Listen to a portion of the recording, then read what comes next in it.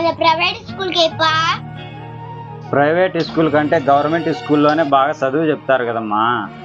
నాన్న పిల్లలు కొడుతున్నారు నాన్న.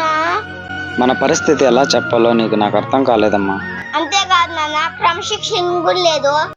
మనం చేయగలిగే పని మీద దృష్టి పెట్టి చేస్తే మనకి ఎన్ని అడ్డంకులు ఉన్నా కానీ ఆ పనిని సాధించవచ్చమ్మా. సరేలే నాన్న.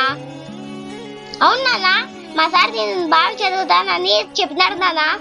ఎంత బాగా చదువు చెప్పే స్కూల్ను టీచర్స్ని అందరినీ వదిలేసి వెళ్తానంటున్నావు. స్కూల్ గురించి సార్ వాళ్ళ గురించి కాదు నాన్న, అల్లరి పిల్లోళ్ళ గురించి. జీవితంలో తప్పుదారి పట్టించే వ్యక్తులు చాలా మంది ఉంటారు. కానీ ఏది తప్పు ఏది ఒప్పు తెలుసుకోవాలంటే ప్రతి మనిషికి చదువు అవసరం. బాగా చదువుకుంటే ఏది తప్పు ఏది ఒప్పు అని జీవితంలో తెలుసుకొని ముందుకు వెళ్ళగలుగుతామమ్మా. సరేలే నాన్న.